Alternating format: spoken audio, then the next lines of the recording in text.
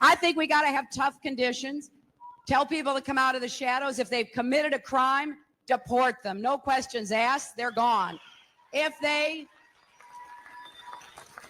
they've been working and are law-abiding, we should say, here are the conditions for you staying. You have to pay a stiff fine because you came here illegally.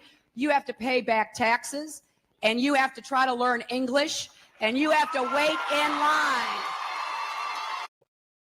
Based Hillary Clinton. Who remembers her back from, I think, 2008, that video clip came from? What a time to be alive, where now that exact stance makes you a racist, makes you in many circles not Catholic, it makes you a hard-hearted, cold-blooded individual who doesn't care about the poor, doesn't care about immigrants, and really only cares about white supremacy and your own selfish interests. And so that is a pretty wild transition we've had over these last 17 or so years on the topic of immigration. As recent as almost a decade ago, I think it was in 2013, we had another popular Democrat who shared a similar position. The best way to solve this problem is by working together to pass that kind of common sense law. But until that happens, there are actions I have the legal authority to take as president, the same kinds of actions taken by Democratic and Republican presidents before me, that will help make our immigration system more fair and more just. Tonight, I'm announcing those actions. First, we'll build on our progress at the border with additional resources for our law enforcement personnel so that they can stem the flow of illegal crossings and speed the return of those who do cross over. Second, I'll make it easier and faster for high-skilled immigrants, graduates, and entrepreneurs to stay and contribute to our economy, as so many business leaders have proposed. Third, we'll take steps to deal responsibly with the millions of undocumented immigrants who already live in our country. I want to say more about this third issue because it generates the most passion and controversy. Even as we are a nation of immigrants, we're also a nation of laws. Undocumented workers broke our immigration laws, and I believe that they must be held accountable, especially those who may be dangerous. That's why over the past 6 years, deportations of criminals are up 80%. And that's why we're going to keep focusing enforcement resources on actual threats to our security. Felons, not families. Criminals, not children. This policy led to the following year where President Obama surpassed even Donald Trump's highest year of deportations. He hit new records. It was the highest year we've had in the last 25 years since the turn of the 21st century. Really, really interesting. What's going on, everybody? This is your boy, Nathan Crankfield. I am the host and founder of Seeking Excellence. Seeking Excellence exists to help you fulfill your potential in this life, to help you realize the God-given potential that you have and help you strive for excellence in every area of your life.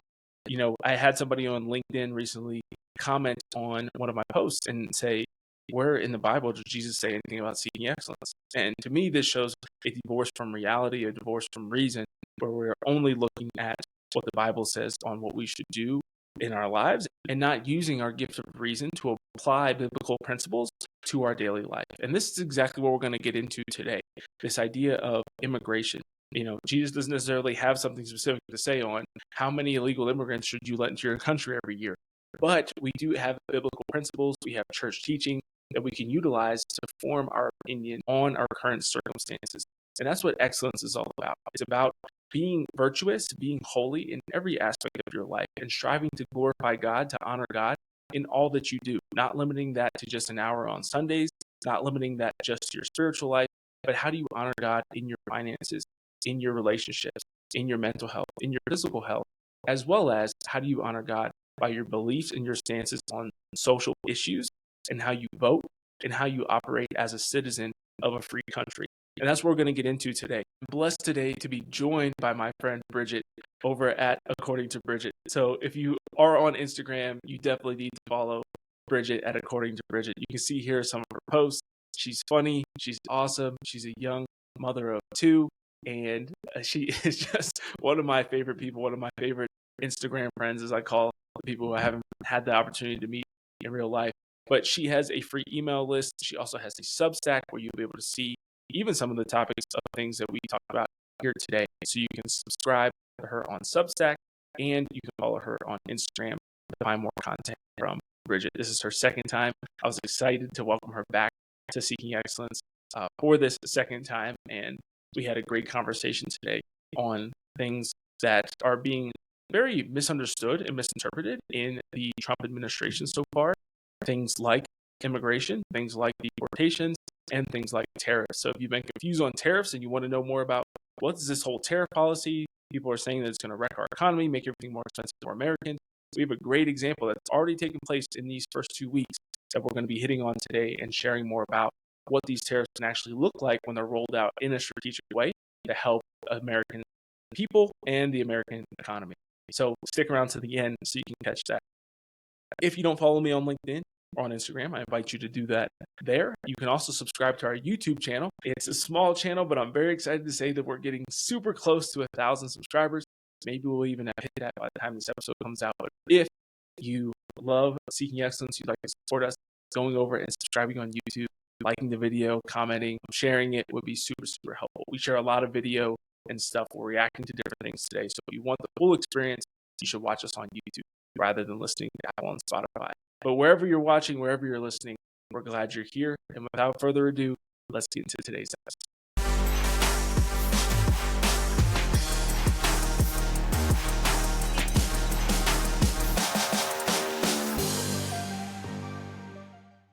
Bridget, my friend, it is so good to see you. I'm really excited to record again. I feel like we've been talking about this for 6 months, bringing you back on the podcast. And so it's great to have you back at Seeking Excellence. Yeah, I think I was on your podcast. It's been literally years now. So I'm excited to be back. I wasn't sure if I was really welcome back since it's been years, but I'm glad glad we worked that out. It has been a while. I've really wanted to do that and I think I've talked to you about this a little bit before, but wanting to get kind of into a more, at least I've been considering getting into more of like a consistent rotation of guests rather than always seeking out new guests. Yeah. And you've always been top of my list for that. And you were top of my list when I talked about, I did an episode recently with Chris, Christopher Quinn on Instagram. And that was something that I was trying to institute. It's kind of like a current events type thing. And really wanted to have you as part of that rotation. So this is going to be more of a Monday episode rather than a Friday one, but still kind of hits the same, feel, if you will. Sounds great. I'm excited. I actually, I listen to your podcast a lot, but I just listened to your last episode with Jacob, and we actually went to Belmont Abbey at the same time. So I was all these Belmont Abbey connections. That's really exciting. I love it. So today, wanted to talk about a number of different things, but really kind of, I think the theme of the episode is talking about things that are just really misinterpreted or misunderstood about this Trump administration. We're now, as recording in our second week of President Trump being back in office, and depending on who you are and what your stances on certain things are, it's been pretty awesome. I had a really interesting conversation yesterday at the barbershop, which is always an interesting place because you never know what certain people believe. There's some very interesting characters in my barbershop. And something about deportations came up. My barber's Mexican, lives here in Denver, and his father is I don't know what his role is. He's probably told me before, but he's got some type of role in the Democrat Party here in Denver. He's like pretty heavily involved, like super, super leftist. And my barber seems to be kind of in the middle. They're kind of like a quasi-Catholic Mexican family, from my understanding. I don't know that he goes to mass like every Sunday, but I think he occasionally goes. And it's super interesting. But we kind of got on this topic. He was talking about his dad was warning him that with these deportations, getting up to the level that they are, that like people are going to start stopping him, and like he gets pulled over by the police, what to do, just because like they're going to start stopping Mexicans. And my kind of rebuttal to him was saying that what's interesting about that is Obama had more deportations than Trump did, and the Obama second term and Trump's first term. And I don't remember that ever happening then. Anybody in my family, or like I get told that I look Hispanic all the time. I was like, I never got pulled over and asked to see my papers and things like that. I was like, did that happen to you in 2012 to 2016? And what was funny is this guy, like neck tats, all this stuff over there, was like, yeah, Obama did have more deportations than Trump. I was like super hype about it. So those facts, man, really, they'll get you every time. They really hurt. That's what I said. I was like, that's not an opinion. That's data. But I want to talk to, turn it over to you and just kind of ask what you probably similar frustrations that I've experienced. But what was kind of your spark to have your post recently on immigration? What's kind of your general stance on it so far now that we're a week and a half in? Yeah, so it's funny. I've gotten a few messages saying I'm not allowed to have an opinion because I'm a white conservative, which is sort of funny because I feel like that same argument is used about abortion. You're not allowed to have an opinion if you're a man. So it's interesting that the logic is not logicking there. Sure. But yeah, so my post was trying to share the church's teaching on immigration, and people don't like facts. So it's not my opinion that the catechism says that. And I didn't actually write the catechism. I was just trying to share what was in there and what the church says. And in her wisdom, right, she doesn't separate reason from, I don't want to say emotions, but the head and the heart, right? The church is really, really good at balancing those perfectly. We don't always carry it out perfectly, but the teaching balances it perfectly, right? So people really lean too far one way or the other. And I would even say some conservatives are too far. Like, I'm not for going into a school and pulling kids out in the middle of a school day kind of situation like they're talking about. I think the issue is we don't just take like a second and be like, what's actually happening? Like you said, what actually happened during that time when we were hearing there were so many deportations? And the media has us in a state of constant frenzy, of one thing or another. And this is just an easy target. But one thing I would point to is that the majority of Hispanics that are here legally voted for Trump. So it's interesting that they would do that if he's just like so immigrant, doesn't want any of them here. It's also bad for them to have an influx of unchecked migrants come in that we don't know where they're from. They're taking, a lot of them are getting paid under the table. So they're taking jobs. So it's just interesting to me to note that the legal immigrants don't want them here either. It's not, this isn't like just some privileged person that's from America saying that, like that they voted for Trump and knowing that was his plan. So the biggest frustration for me is just that he is going after criminals that are very obviously criminals, lots of convictions and things like that. And they're talking about he's going to come to your house and take your granny. I heard somebody saying that on their podcast. And it's just like, that's not how this is working. Now, do I think that it's actually a difficult topic to say, like, I'm not sure I'm for like round up everybody who didn't come here and their children, they've been here 3 generations now, right? Like, I think it's a little bit hard to say like, hey, if you've never lived there, you didn't come here on your own, we're going to round you up and take you back. So I think there's some room for discussions on those kind of things and like common sense things, but it is common sense to say you have to have a border, you have to stop the bleeding, and you have to send violent criminals back where they came from. I think those are like fairly common sense things. But of course, because Trump says them, we all have to lose our minds about it. So. Yes, that was kind of my other point in the barbershop was you can kind of tell where somebody's at on almost every social issue, right? There's some level of just extremism where you can just say like, this is the threshold that if we don't at least agree on this, it's not saying like, I think you should be burned at the stake. There's certain people that say like, if we don't agree on certain things, even if they're extreme, then like I have to hate you. I don't think that's the case, but I think there's a certain level of extremism where it's like, okay, you're not reasonable on this, like you're not being rational. And to me, deporting criminals, especially people convicted or arrested for violent crimes, for sexual crimes, like there should be zero tolerance for that. Like just 0% tolerance for people who are committing crimes, who've already committed a crime to come here and then are committing crimes once here. Just the fact that, you have so many Democrats that are voting against that in Congress, or people who are actually taking it, are actually against that stance. You can really, again, kind of go back. One of the easy ways to kind of find that threshold, whether it's abortion, whether it's immigration, whether it's, LGBTQ stuff, is just go back to like where Democrats were in like the 2000s, right? It's a great way to just say, okay, if like Hillary was saying it in 2008, then it doesn't mean that it's good. But it's like that can at least be the cutoff. Like if she was a strong advocate for it, just like, abortion should be safe, legal, and rare, could be a good segue to some of the stuff RFK is saying in his hearings this week. But I just think that that's a kind of threshold that says like, okay, do we at least agree? Hillary was all for criminal illegal immigrants being sent back to their countries. Like, do you at least agree on that? And if somebody's like, no, like everybody should be able to stay, like we're a country of immigrants, it's like, all right, then it's not. There's no discussion to be had. Yeah. And that's something too. Is like there is a reasonable prudence of like, is this conversation worth having? But I find that some people have just really never heard any other side of the story, right? Yeah. I mean, that's just, especially if you live in the very online world, you're going to hear a lot of crazy things and you just hear them repeated a lot. And then people don't talk about them in the real world very often because they're worried about getting stigmatized one way or another. So they just don't talk about it. But yeah, I think you make a great point. Trump is really not that conservative.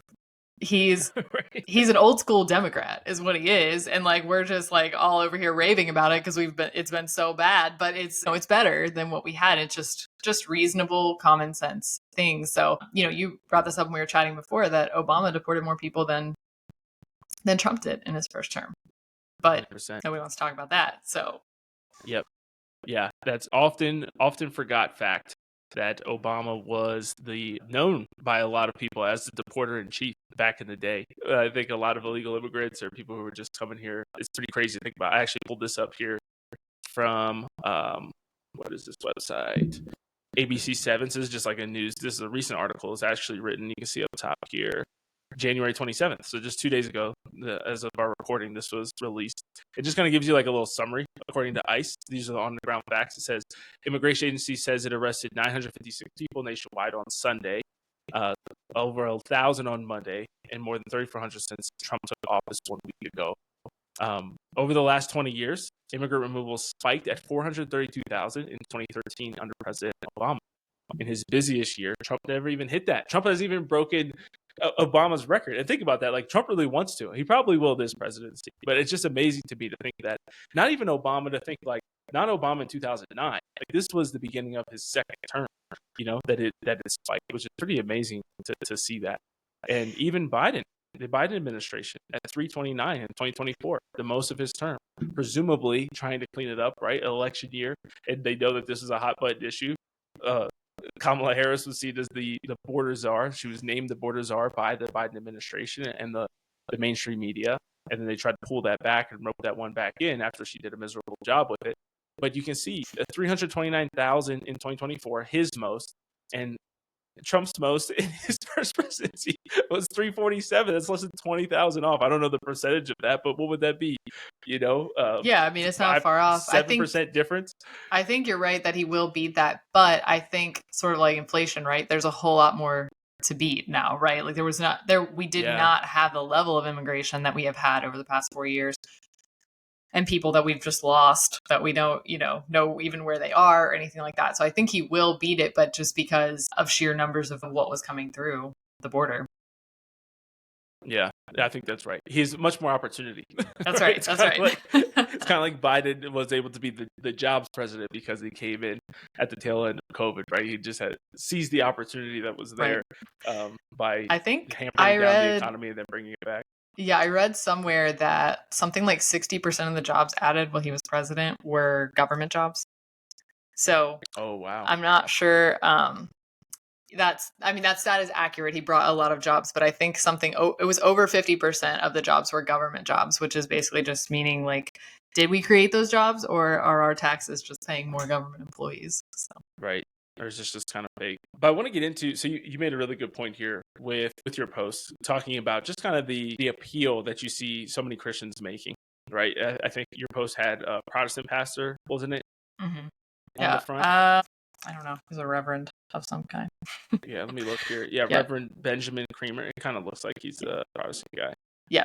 But this quote you pulled from him: "When we Christians are more known for our support of presidents than we are for our support of the poor, the immigrant, the marginalized, the oppressed.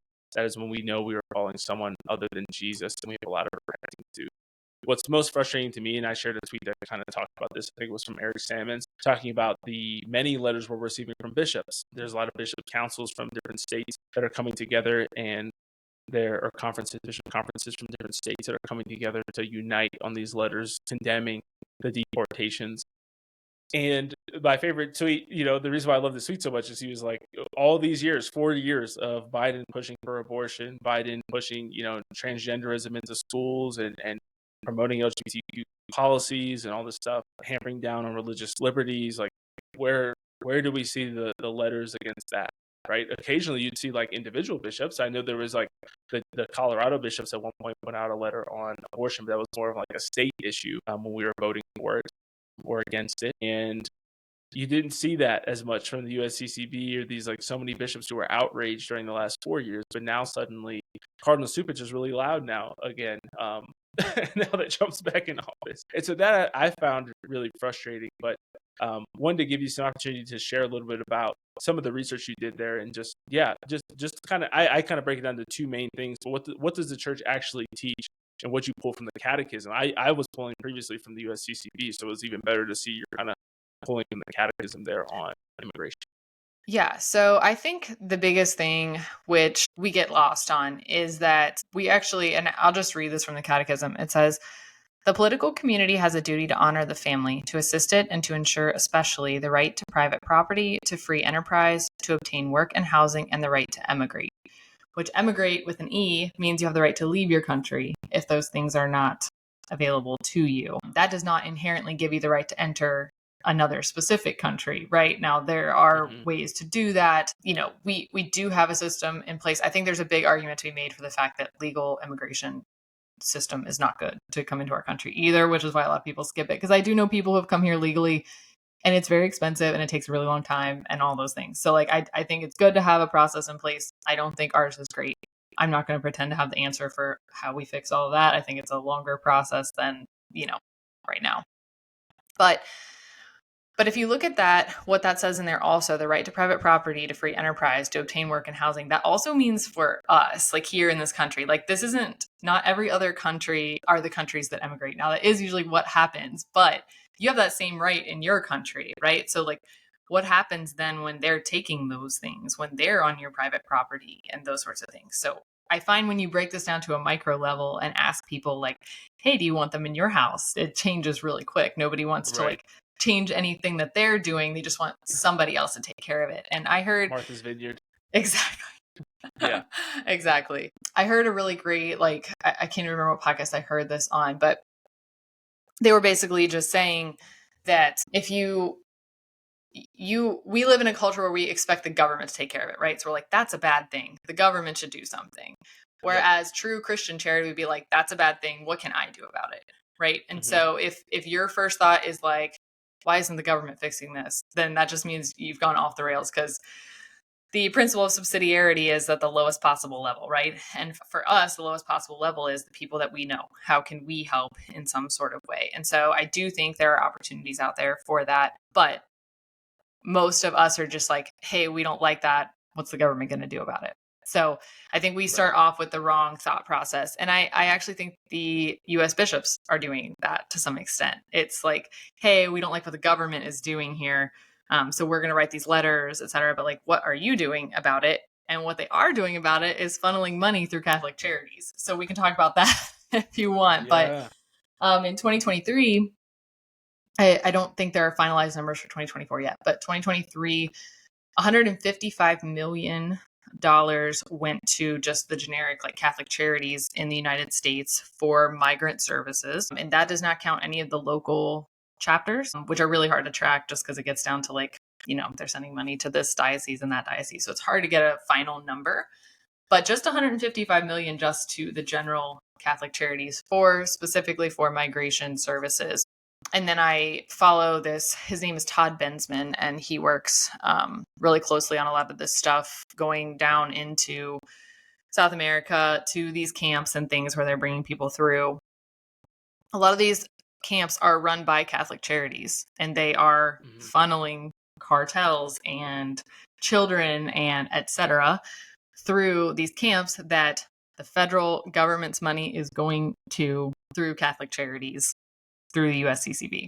So it's a whole mess there. But my basic thing with that is if you're getting government money, you get government strings, right? And so this is super unpopular opinion, but I don't think that I would give up our 501c3 status as a church to not be tied to like what the government's telling us to do. I think that like we're just never going to get out of their clutches, for lack of a better term, until we're not taking money from them. And we're not, the bishops are not willing to say they're not going to cut off the money.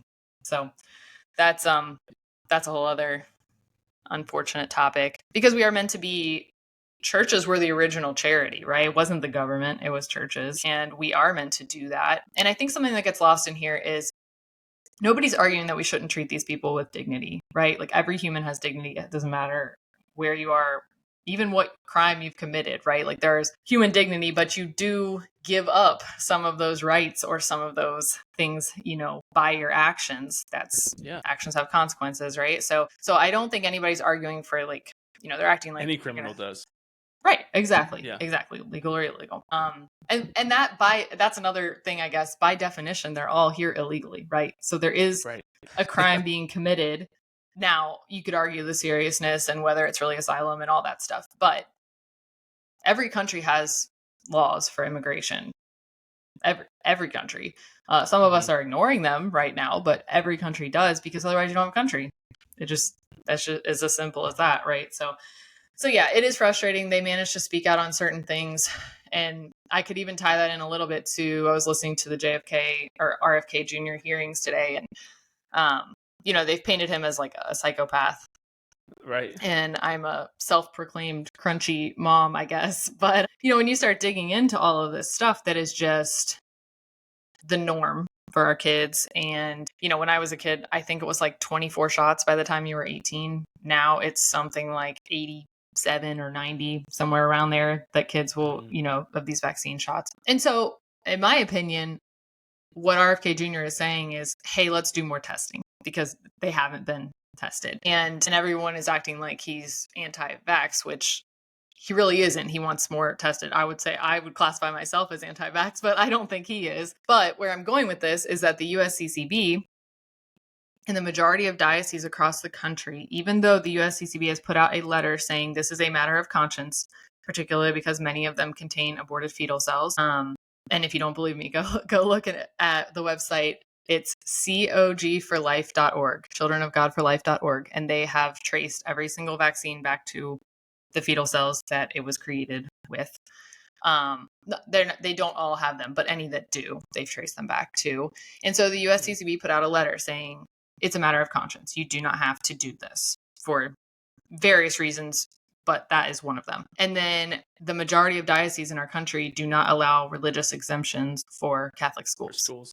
So, it's another, and the main reason that I can gather from people who have spoken to their bishops is it's a liability issue. They're concerned about the government pulling the money from their schools if they start to have outbreaks and things like that. And so it just keeps coming back to government money, right? So, and I think you would get a whole lot more donations from people if you did pull the government money that they're concerned about losing.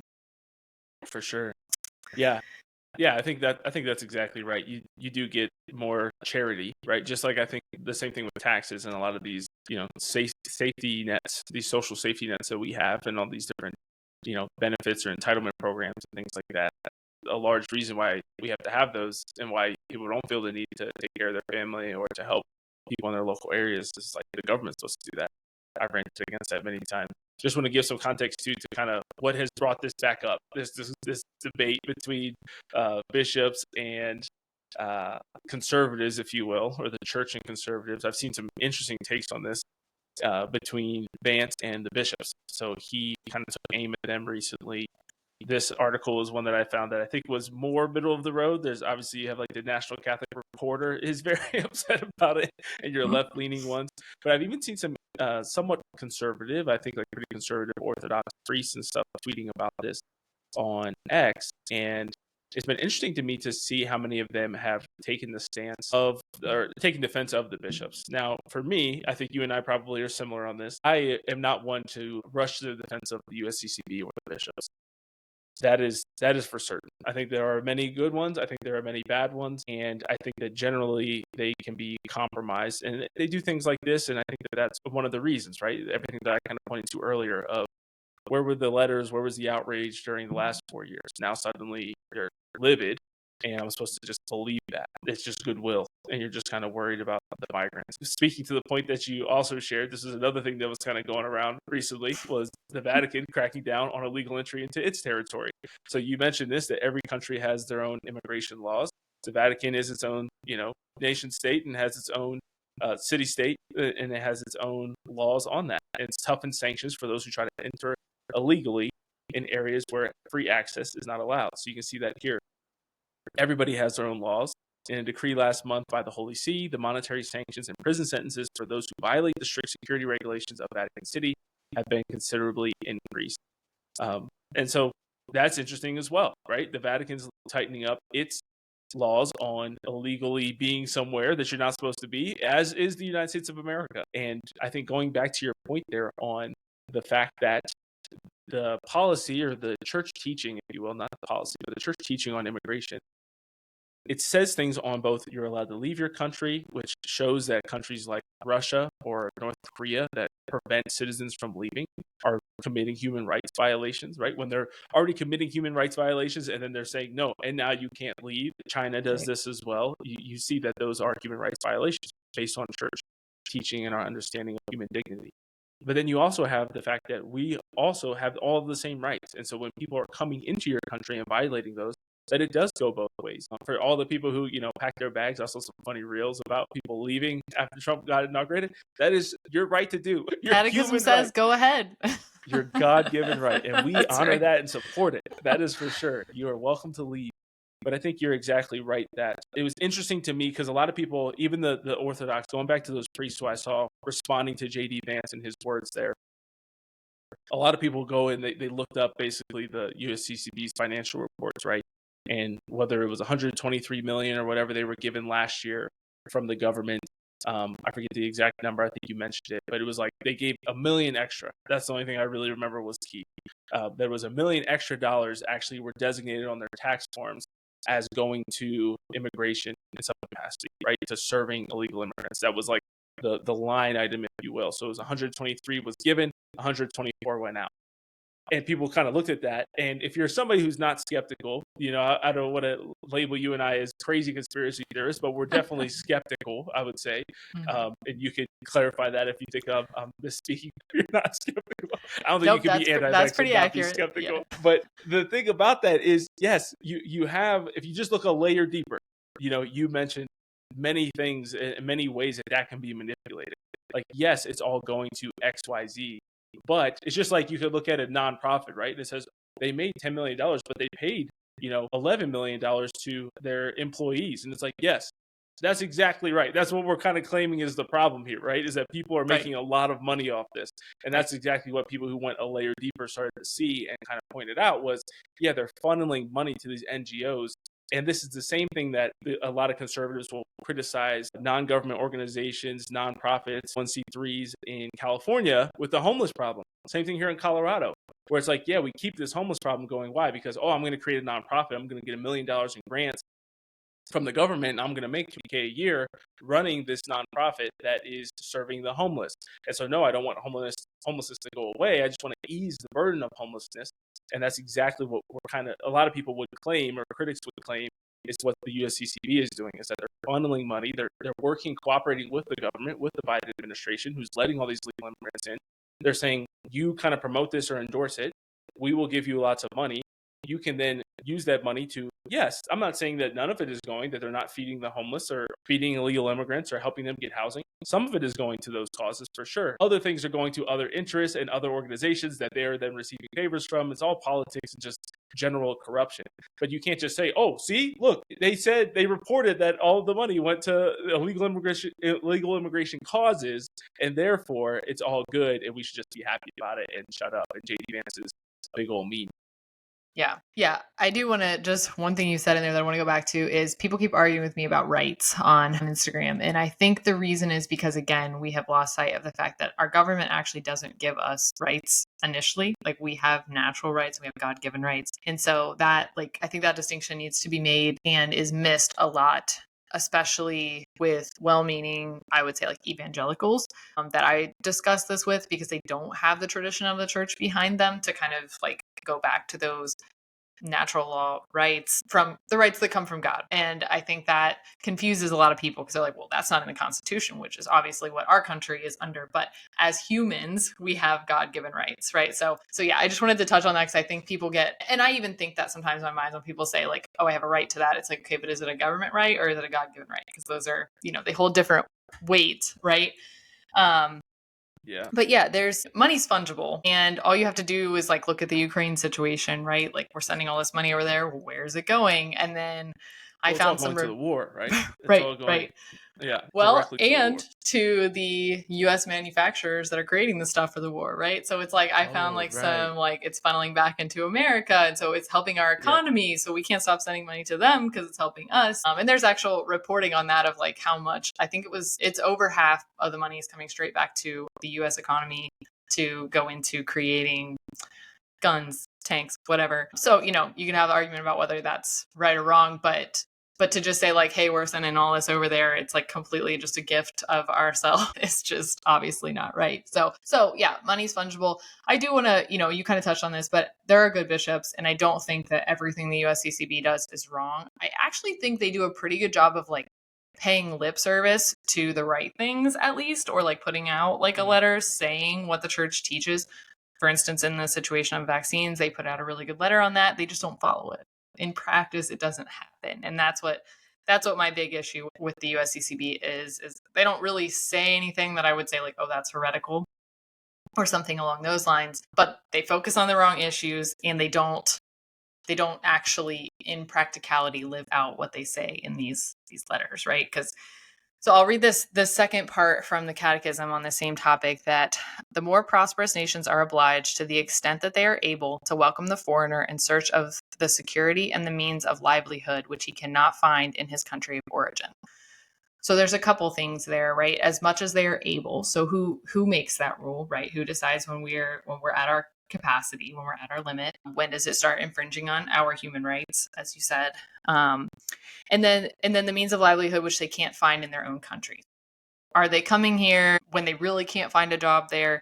I've read and heard quite a few things of where they're coming here because they can, make more money, than they go back and just build like a fancy house back where, they're from, like that kind of thing. So is that necessary? Do they need that for security or for, living conditions or that kind of thing? So all that stuff goes into it. And I think that all those questions are actually reasonable questions to have a discussion about. Like, I'm not, shutting down this discussion, like shut them all out, don't let anybody in. That's not really, I don't actually think that's most conservatives' stance. I just think anybody with common sense knows there's a limit, right? And you were talking about Denver, and even I think was it the Denver mayor that was like, stop, we're no longer a sanctuary city, like don't send them here. Was that the mayor or the governor?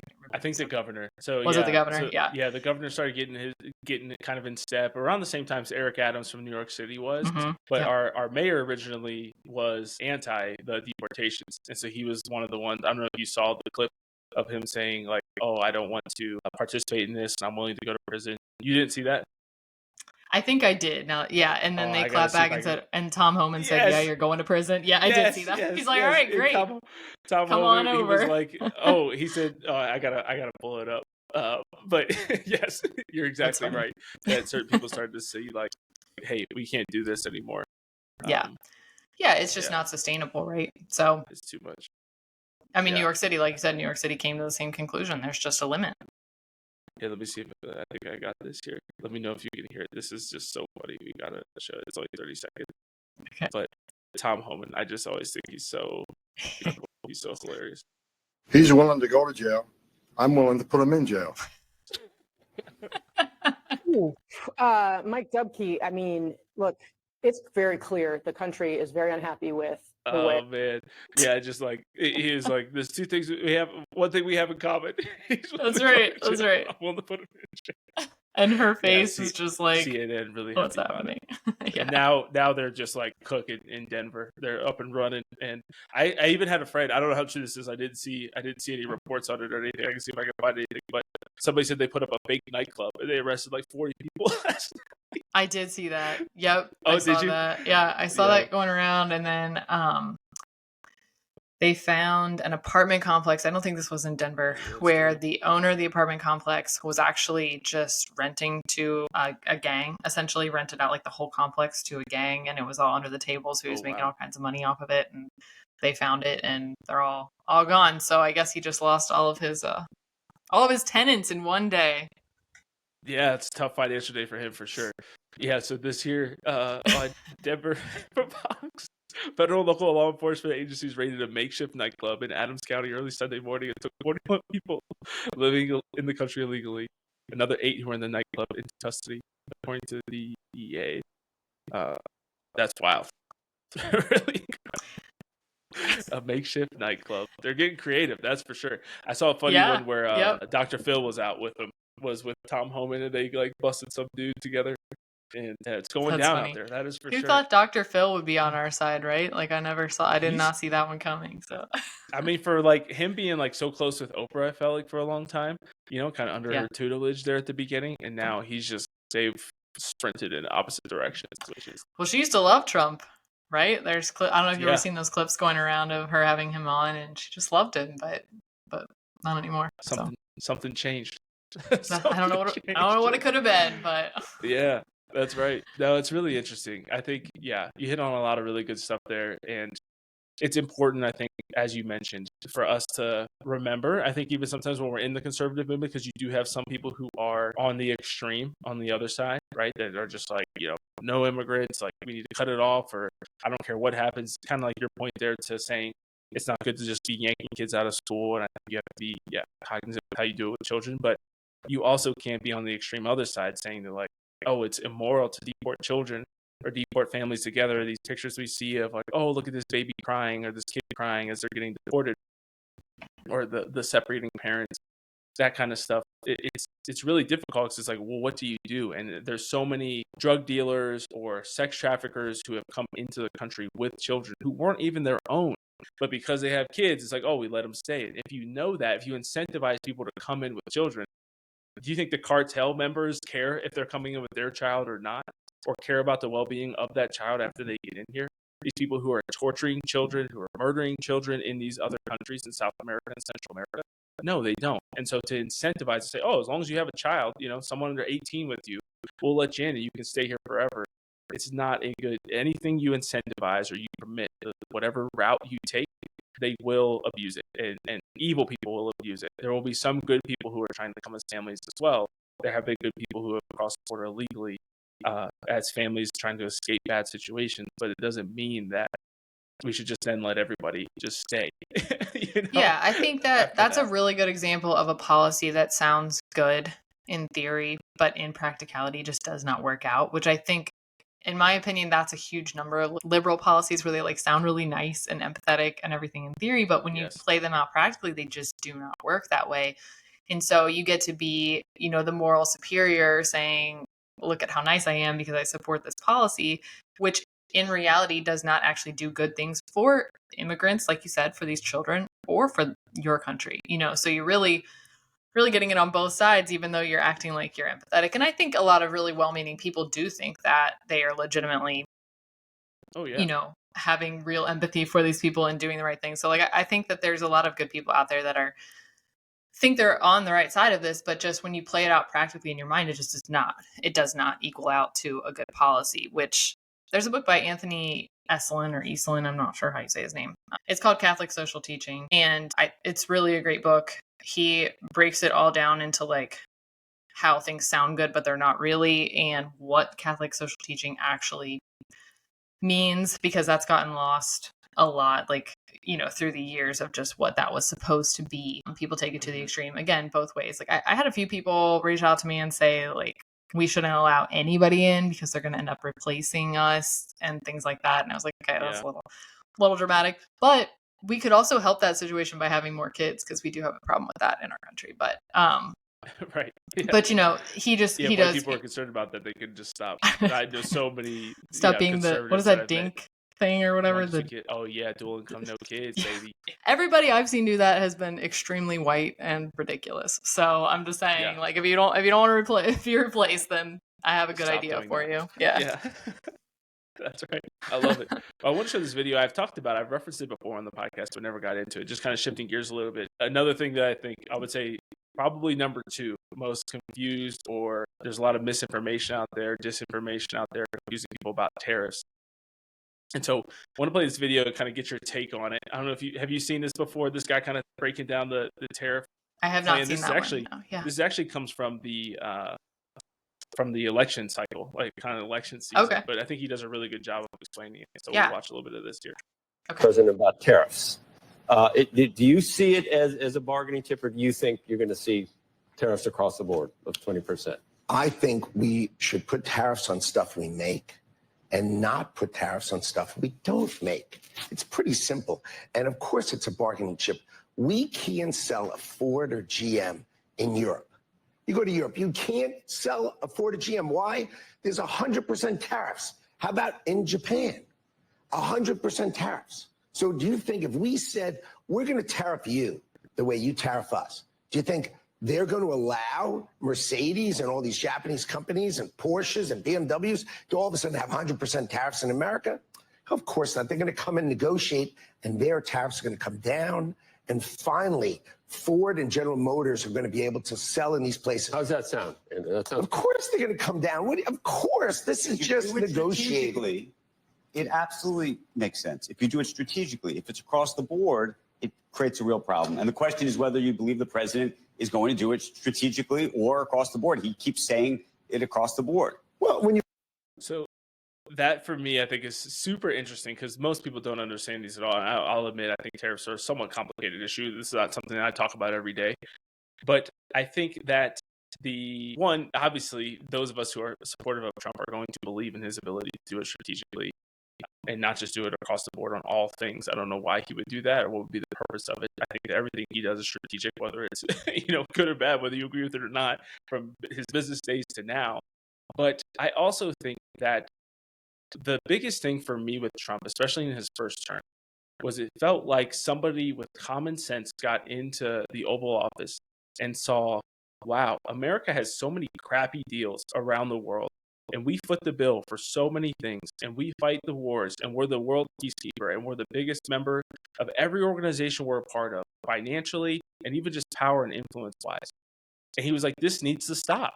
Like, we're racking up debt in order to do this, and we still are just like paying money all across the world. And he's like, we're just getting bad deals in so many places. And this to me felt like one of them. And nobody knows about that, right? Nobody knows. You go to Europe, yeah, why don't you see Ford and Chevys all over the place, just like you see those kinds of cars here? Like we see Toyota. I mean, I drive a Toyota here in the United States. We have Toyotas all over, all these Japanese cars, Hondas. Why do you see Chevy Malibus the same way you see Camrys in Tokyo? Probably not. So yeah, what is kind of your take on the tariff conversation? Yeah. So one thing I think to keep in mind with Trump, he says a lot of things, right? He's always saying things, sometimes better than others. When he actually follows through on things, they usually turn out well for our country. Like if you really want to go in and dig into what he actually does. And I think, that's a hard thing for people who just listen to the news to get to, because you don't get that from them. You just get like the latest thing he said, and he says some dumb things, right? Like I'm all on board with that. He says some really dumb things.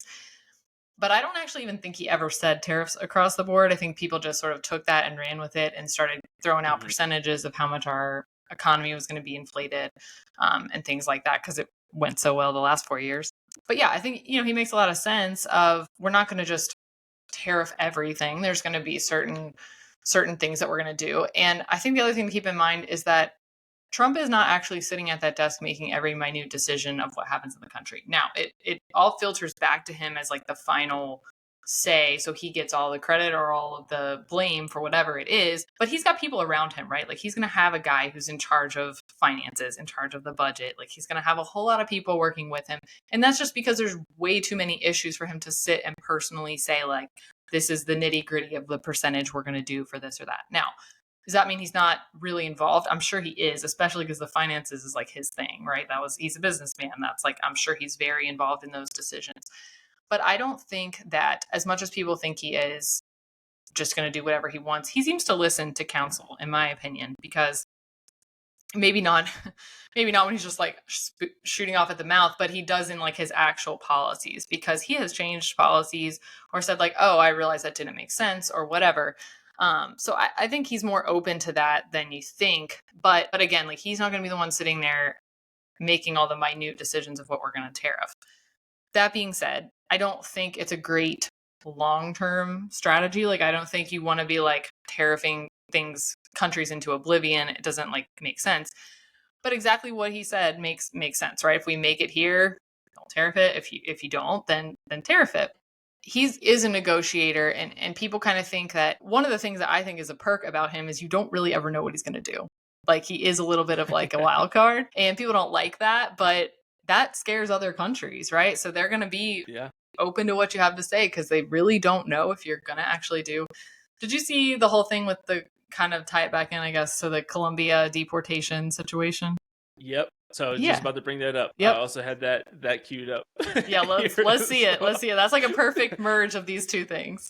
And this is awesome. It's some British news site that's covering this here. We'll just watch like a minute of this one. Donald Trump's mass deportation came to a house in Chicago yesterday where police took 2 men into custody, part of a wide-ranging crackdown across the Windy City as the new president makes good on his promise to round up and kick out alleged illegal migrants and send them home to countries across Latin America. But it was this footage of migrants shuffling in shackles being unloaded in Brazil from the US that caught the attention of Colombia's president, who in turn refused migrant planes headed to his country too. A migrant is not a criminal and must be treated with the dignity that a human being deserves, President Petro said on X. That is why I returned the US military planes that were carrying Colombian migrants. But he quickly incurred the wrath of President Trump, who said on his Truth Social platform, 2 repatriation flights were not allowed to land in Colombia. So in retaliation, he announced emergency 25% tariffs on all goods, a travel ban and immediate visa revocations, promising these measures are just the beginning. Several hours of back and forth posturing ensued before finally the White House declared victory. The government of Colombia has agreed to all of President Trump's terms, the press secretary said. Today's events make clear to the world that America is respected again. Just incredible. I mean, the hidden gem, I think, in her kind of wrapping it up there towards the end is after a few hours of tensions, a few hours. Like, it's hard to imagine and really like comprehend how fast that happened. Like, it was in the span of just enough time for the AOCs and like Harry Sison or whatever that little like Democratic influencer's name is, like just enough time for them to kind of tweet it out and talk about, look at this. AOC was like, our coffee's going to be so expensive. This is going to all be on the American taxpayer. This is going to all American citizens. Everything's going to go up in price. And then immediately the president of Colombia, from what I heard, was even like, yeah, you can even use my plane. Like, they can even it was like, here's my plane. Personal plane. Hilarious. Not like, to mention, not to mention it was all done on social media. Right? Which is wild to think about. Like, all this stuff was like public statements back and forth. And then he's like, yeah, here's my plane. Like, what a brave new world we're in where we're just like fighting with the president of Colombia over, over True Social or Twitter or whatever. Super funny. Not to mention with the AOC situation, I think we would all deal with like a little bit more expensive coffee if it meant like getting, criminal activity under control. It's just funny the things Women that they're like burned on the subway. Right. Yeah, no big deal though. We're just like, our coffee is going to be real expensive. So yeah, it's just, and it comes from other places. That's the other thing I think is just so dumb about it. Like, you go to your local coffee shop. I go down the street to Mango Tree. Like, they have Ethiopian coffee. They have coffee from Brazil. It's like, this is what the guy was talking about. Even the liberal guy, I think on CNBC there, is saying like, if it's done strategically, it's like, yes, this is why it wouldn't make sense to do it across the board. Say like all coffee is going to be that would raise prices, at least for stuff that's coming from out of our country, which is why the guy said that if things we make here, you can just, there's not a huge difference between the Chevy Malibu price and the Camry price. And so you would just go buy the Chevy Malibu instead of the Camry if it was $5,000 more for the Camry, right? It was just going to buy American made things instead of going elsewhere for it. But you also just give more opportunity to other countries who are cooperating with us and actually grateful for the things that we give them and the opportunity we give them and the opportunity we give their migrants who come to our nation. And so, it's just a silly thing. But I just thought it was beautiful that in the first week, you got to see an example of tariffs being laid down. It's like 25%. In a week, it's going to 50, which is like I'm not waiting all month for this. This isn't going to be a 2025 battle. Yeah, like, you're going to accept them and you're going to do it this week. He's a great negotiator. Colombians enjoy their homeland. Yeah, I think that he's a great negotiator in that people always think he's going to war, right? Like he's threatening. Well, that's, peace through strength, right? Like he's just throwing things out there, and he is going to negotiate financially before anything else because that's what he knows. And it works. Money talks, and we are like it or not, we're funding every country in the world apparently in some form or fashion. So, they don't want to lose that. Yep. Absolutely. I love it. Well, Bridget, in our last minute here, tell people about, where they can find you and where they can subscribe to hear more of your takes. Oh, well, if you're still around, I have my Instagram handle is according to Bridget, and that's primarily where I am. I do have a Substack, same name, but I don't have a lot of time for long form these days. Babies keep me pretty busy, but I do sometimes post some longer form stuff there. There's actually one on the USCCB Catholic Charities situation, so if you're interested, that's there. But yeah, according to Bridget's the easiest place to find me. Awesome. Well, thank you so much, Bridget. It's always a pleasure talking with you, and we look forward to having you on, not in years, but hopefully in months or maybe even weeks, like the 6 to 12 week range back on sounds CP great. Excellence. Thanks so much. Thank you so much. Thanks, Nathan.